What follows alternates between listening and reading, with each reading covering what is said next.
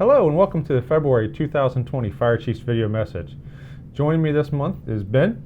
You're doing an additional activity, a little bit of a temp in EMS. So we have an action-packed or a very full list of things we want to cover in EMS. So what is the information you see?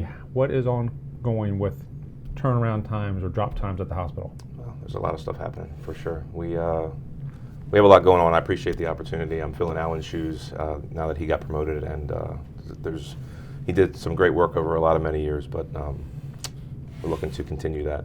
So when I hit the ground, it was everybody's coming at me about hospital wait times. That seemed to be the priority. So I can tell you that our hospitals are overcrowded, our emergency rooms are taxed, and Maryland is actually last in terms of how long people wait for a bed when they're at the hospital. 50 out of 50? We're 50 out of 50. Okay. We're last in the state or in the country for wait times. So that trickles down to us operationally. We have ambulances, especially the priority 3 patients who are sitting for 30, 60, 70, 80 minutes waiting for a bed. And that's just crushing us. We get units that can't clear. Our providers, our clinicians are standing there not being productive while they're sitting there. So ultimately it's the hospital's problem, but we're working with them to help alleviate some of the burden and get the right patient the right care at the right time. And you are outlining expectations that the hospitals know from our seats. What is that expectation? So I've met with 4 of the 6 hospitals so far and outlaid what our expectations are. We still want to get patients off of our stretcher in 20 minutes and transfer care. So that's been reiterated to the hospitals. To our clinicians in the field, if we're getting to 30 minutes without any relief, we need to be calling the EMS duty officers and get them engaged with the hospitals to try to see what's going on there. Directed triage is a tool to alleviate part of that. If you look at how many patients we take to the hospital overall, about 60% of them are priority 3s. And a subset of those patients who are stable and can sit up in a chair, we've pushed out directed triage, which started on February 1st, and we know that those patients can be successful going out to the waiting room. I think when you and I were riding transport units, it was nothing for us to take a low acuity patient out to triage and transfer care out there. Somewhere along the way, that stopped. So we've implemented that or instituted it as a program on February 1st, and we have some good success that shows in the first 10 or 11 days since we've been going. We've had pretty decent success, and actually our overall times across the board with turnover drop and cycle times have dropped. So let me explain what those are.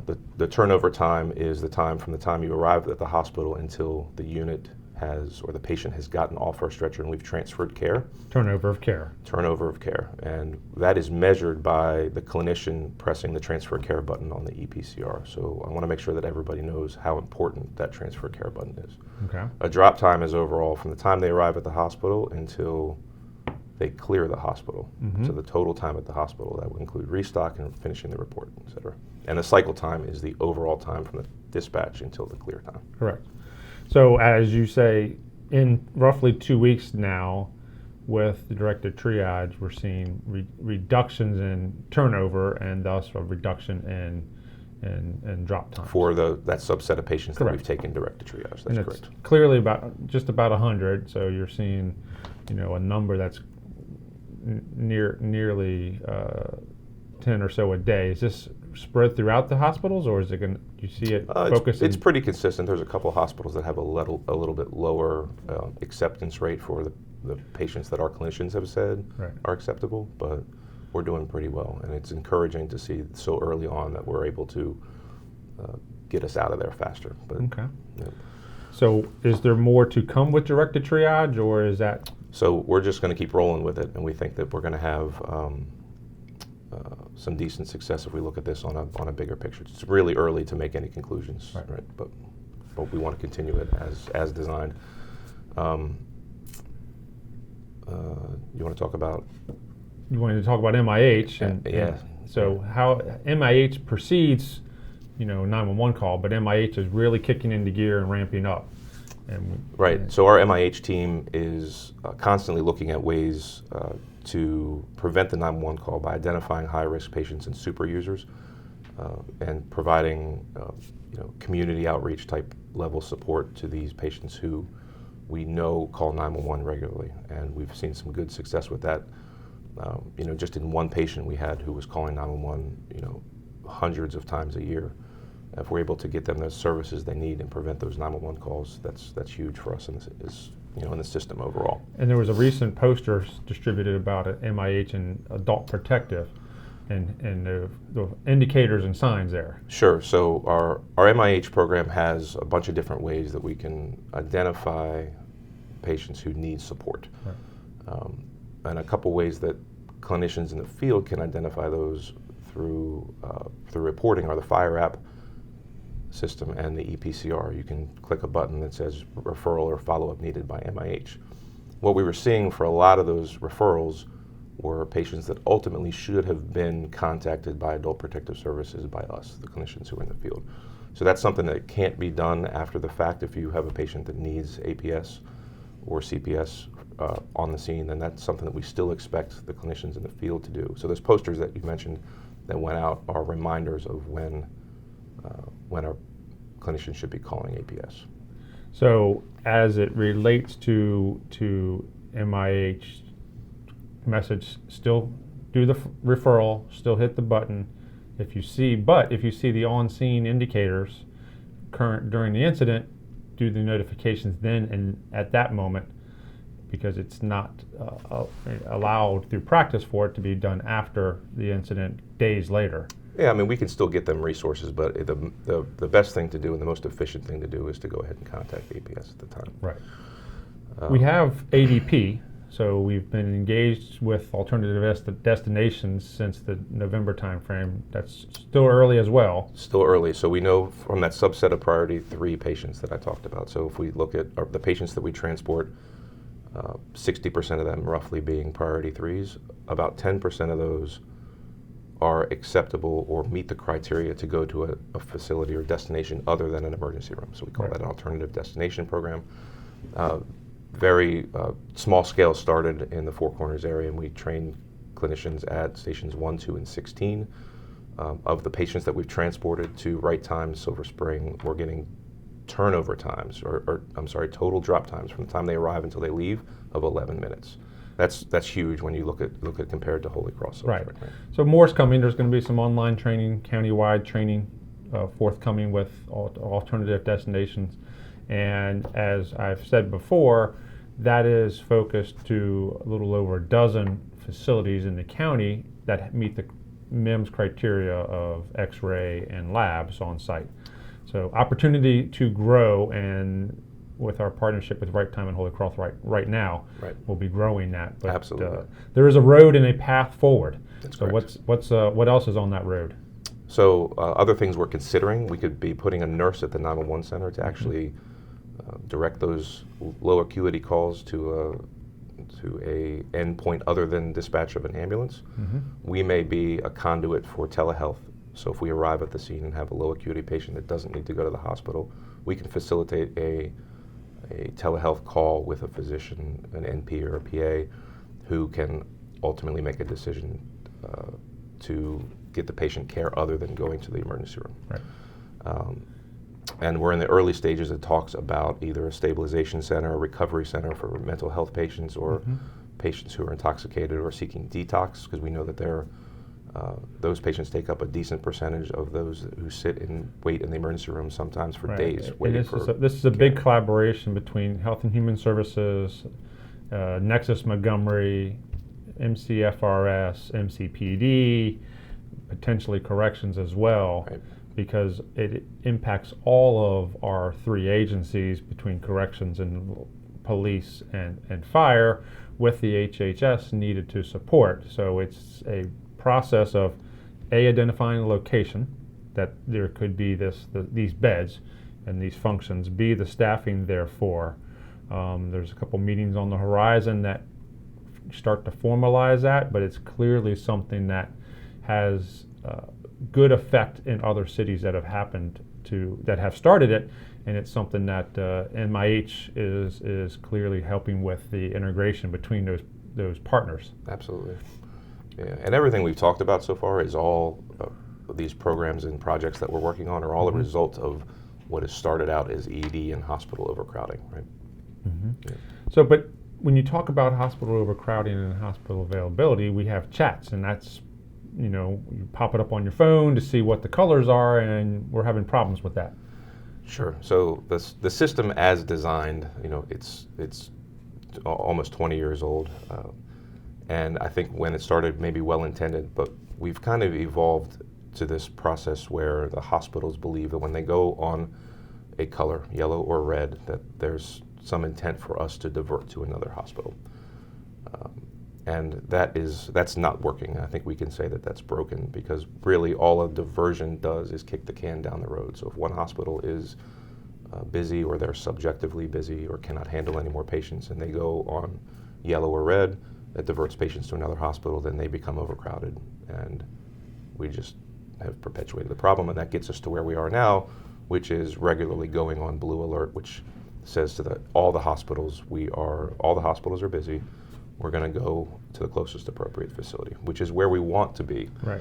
So MEMS recognizes that the alerting system is not working for us anymore, and they're working to revamp it to a more objective advisory status, to ultimately just tell us when we radio in, we're on advisory because we're busy, and it would be an objective number of patients in the ER when compared to the number of beds available in the ER. Right, and that's definitely something that is being done by the state level. Sure. Oversight, and it's a awareness situation, but it still impacts the drop capability and unit availability. Well, by far. it's a huge culture change. It's going to be a huge culture change for the hospitals, but as we pushed out a while back, the clinicians, MCFRS clinicians, they're the ultimate arbiter of patient destination, not the hospitals. When the hospitals hear that we're coming, so be it. And regardless of how busy they are, or in advisory status, or yellow or red,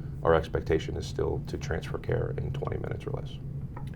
As we work on improvements, or we do some analytics on data, what are we seeing out of the QA shop, and a simple change that we made that made a difference on patients' outcomes? Sure. So our quality improvement metrics, we're using data to really make our decisions to help drive our decisions, and we're not driving blindly down the road. We have a decent number of analytics that we look at on a month-to-month basis, and one of the simple things that we did, we put these silly orange stickers on the life packs at certain medic units to remind clinicians to transmit the EKG and make sure that ACS patients get aspirin. Mm-hmm. So we can, when we had really good success with that, in showing an increase of patients that received aspirin that weren't getting it before, and we can show that with so this data. chart just happens to show it was up and down after the stickers went on,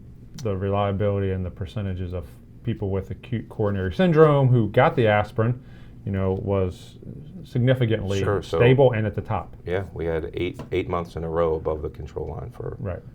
Yeah. Just by, as you described it, a sticker on the front of the life pack. Sure.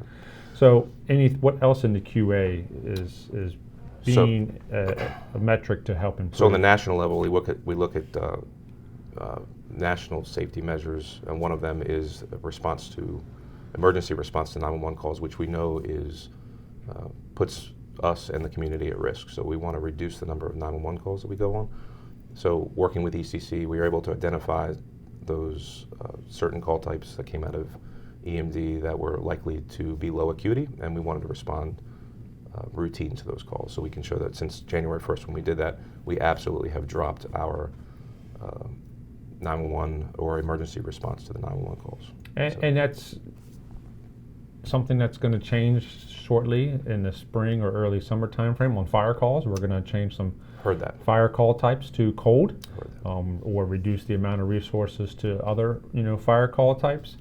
The opportunity to not, I'm going to use the word scare, but not to cause such a fright while responding, for the motorists that react in unpredictable ways, create collisions that involve us and or involve others, and it's not for the time dependent patients. Right. which is, a part of and the key points to why those call types were classified as cold, and it's reducing our risk. And as we focus in 2020 on managing our risk within MCFRS, that is an example of looking at that type of call, looking at the risk that we create by responding to that, and saying how can we manage that risk by reducing that. So that's definitely a good thing. Yeah, absolutely. So in the other components of QA, is there something else there, or what's the next thing? So just a couple things out of QA. One of the things that we're seeing, it's kind of been a recurring issue, is the movement of a critical patient or a peri-arrest patient.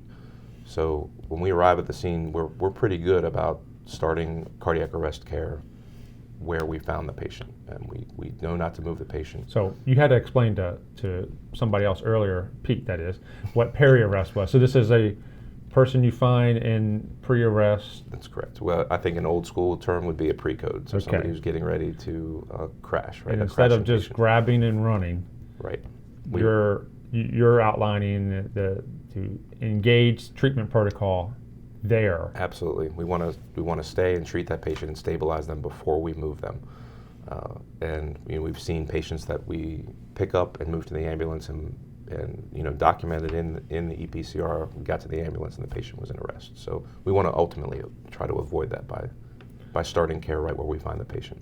So that's and do we see that point, that thought, making a difference as you're communicating that through EMS IHS, or is that what's the reaction to the discussion about treating the patients that are in peri-arrest? No, I think our goal is ultimately to treat them where they are, and people are receptive when we have these conversations. But we want to think about them as we would a cardiac arrest and start treating right away. And as you said, if you need a second medic, call for the second provider. If you're going to do the treatment, no matter how close you are or how... That's another thing we see. When you're close to the hospital, we think this goes back a ways too. Well, we're right at the hospital, let's just grab them and go. The same thing applies. We need to stabilize and treat where we find the patient and still move to the hospital the same way you would regardless of your proximity to the hospital. So if you need a second medic, grab them and go to the hospital. If you need to upgrade, absolutely upgrade, and don't just think based on your proximity to the hospital that you can downgrade or go with one medic or whatever it is. Right, and it may be not waiting 10 minutes for the second provider. It's sure. Do the on-scene treatments that your qualities and skills and resources allow you to do. Yes. Versus just running or scooping and run. Well, if you have a cardiac arrest, we want you to absolutely stop and treat that patient there, regardless of where you are. So if you're in the back and you're alone and you have a patient who goes into cardiac arrest, you have to stop. The driver has to come in the back, and you've got to call for help. Right. We know that improves survivability. So excellent. Now, what do we see on the opioid tracking and our use and our impacts with the Narcan, fentanyl, and opiates? So we are tracking our high confidence opiate overdoses and reporting that to Partners in Health and Human Services, and they have an opiate task force or a team that will go out and meet with the patient and try to get them resources. We're actually leading at the top of the state, or leading the state in terms of the number of opiate overdoses that we transport to the hospital. There's other jurisdictions have a lot of refusals. We have a program in place called Leave Behind Narcan that I think everybody's familiar with, but we want to remind everybody that if you have a patient who you've successfully resuscitated from an opiate overdose and they're going to refuse, or even sometimes when you take them to the hospital, it's appropriate to leave the patient or the household with Narcan, and all the EMS duty officers have that. That's the conduit, contacting the EMS duty officer, letting them be that engagement, because the county also has the steer folks that are engaged in that as well. And just this week, the county unveiled the Coke trailer, which is a training and a teaching resource for families and loved ones to understand where their friends or families may be hiding their drugs and all of those in-house indicators. So Montgomery County Fire Rescue was very glad to be a part of that, rollout, and the OIT, or the opioid intervention teams. Yeah. So what do you see in the ROSC information? So we're doing really well with ROSC. Our rate is good. It's been consistent for a year or more, right around 34%. But we have room to improve quality of life of patients who are discharged after ROC. So what we're looking for is high quality, consistent CPR with absolute minimum interruptions. So, you know, and we know if we provide that level of CPR, we'll be able to improve our discharge function of the patients that discharge from the hospitals. And in the executive county level, this is one of our key performance indicators: ALS response time, fire response time, and ROSC. Having a ROSC rate with the objective of having a 50% ROSC rate. So this is one of the top 4 measurements that FRS is being measured on, and we clearly, with HPCPR and the components of focusing on the pit crew application and the compressions and ventilations and dealing with the 2-minute timers, we know it's making a difference. We know by far, and it's definitely a big focus. We're not the only ones, though. If you look at from the time that somebody drops from cardiac arrest until we get to the patient's side, we don't have a lot of control over bystander CPR. We, fire rescue, don't have a lot of control over bystander CPR, right. The 911 call processing. But from the time that we get there, we should have 100% perfect resuscitation, and we're really striving for that, and that's the best that we could possibly do. Right? Correct. So it's not ROS, but this is middle of February. We've been dealing with the coronavirus. There's emerging infectious diseases is the broader classification of coronavirus. The state's working on that. Can you tell us what MCFRS is doing and what's the Sure. Very simply, we're following the state guidance for novel coronavirus. The state guidance. Did I say virus? The novel state guidance for novel coronavirus. Basically, if you have a PUI, we want to make sure that we're wearing PPE. We put a surgical mask on the patient, and that they go to Holy Cross Silver Spring. It's pretty simple. Right. So there's Chief Jones and some folks are the task force that are supporting that and putting things in place, as we do with every flu season.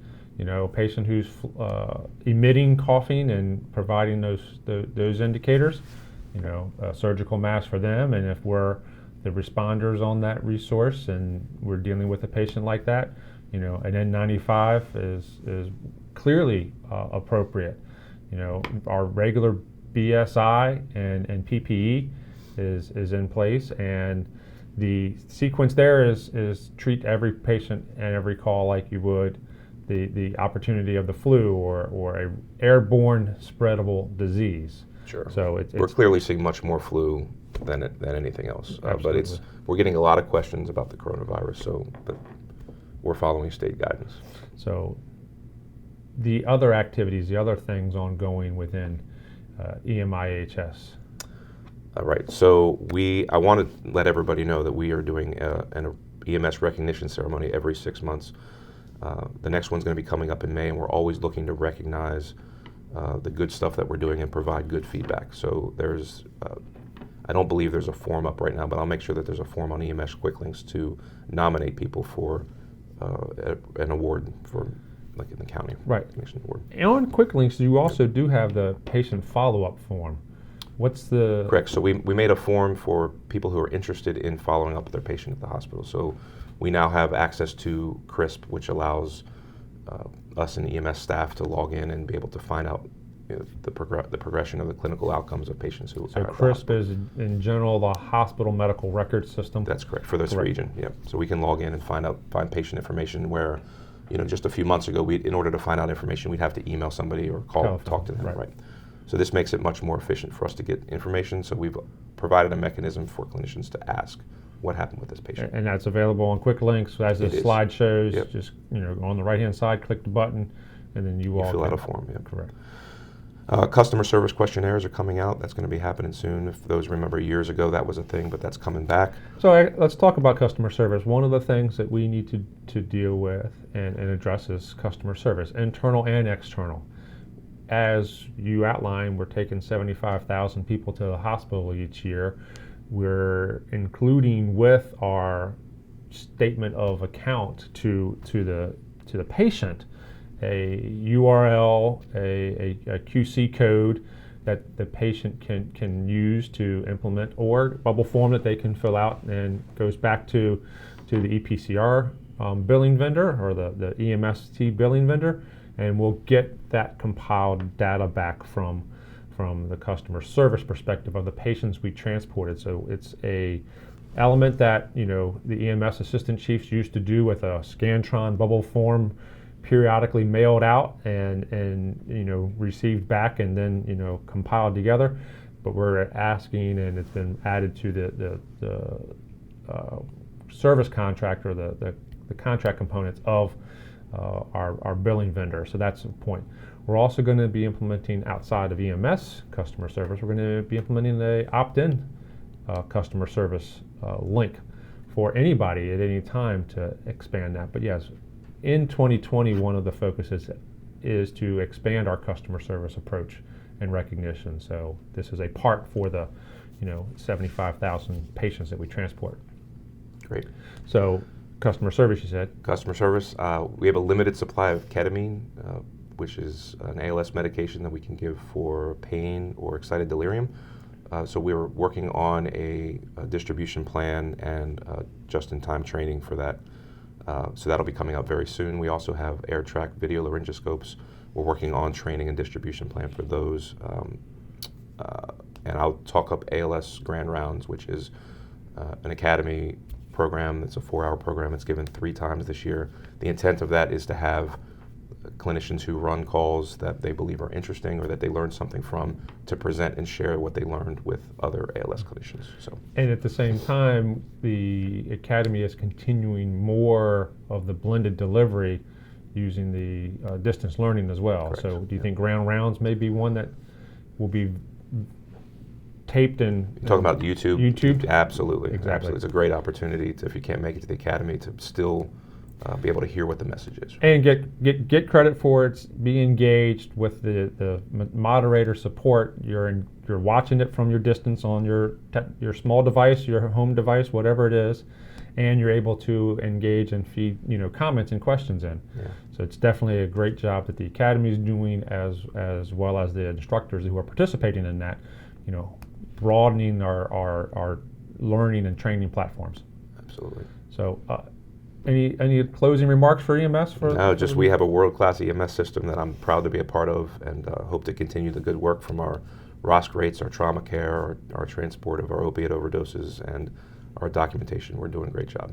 And that's the point is, it starts with the user's feedback and the user's input. So the medics and the EMS personnel providing the feedback in through the station officers, through the EMS DOs, and doing the documentation to help the data, because the data clearly is driving changes within the system. We were talking offline about the downgrade pilot that's ongoing in Wheaton, and how that data is going to be compiled and be a mesh together. Sure. Into a new process and a formalized process that will get us to a place that we were lacking. We were lacking that formalized direction and process. Sure.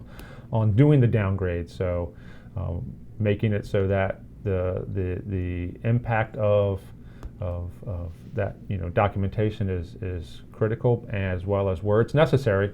But yeah, it's not just the documentation. We want a clear handoff from ALS to BLS care, and ultimately using a validated, reliable clinical tool to make good decisions. Right. So all that, there's so many things ongoing out there, but it all starts with the users and you all, and we all taking feedback from the users about how things can be adjusted, and then realizing, oh, that's a great idea, and working together. So that's definitely a point. So. Thank you very much, Ben, for coming. Thanks for having me. There's a lot out there going on. The opportunity exists. We're in the middle of February. We are in the midst of planning with the executive branch sections and departments on the budget. So more will be forthcoming on the FY21 budget and what the future lies on those fronts. But the circumstance is it's annual research time. It's February. Everybody needs to make sure they're out there taking care of those. There's a lot of changes in the research from years past, so take opportunity, go through those. Clearly one of those is HPCPR and AEDs, the material there and the ability to practice that as well. And take that opportunity, doing those trainings, capabilities. And until next month, take care.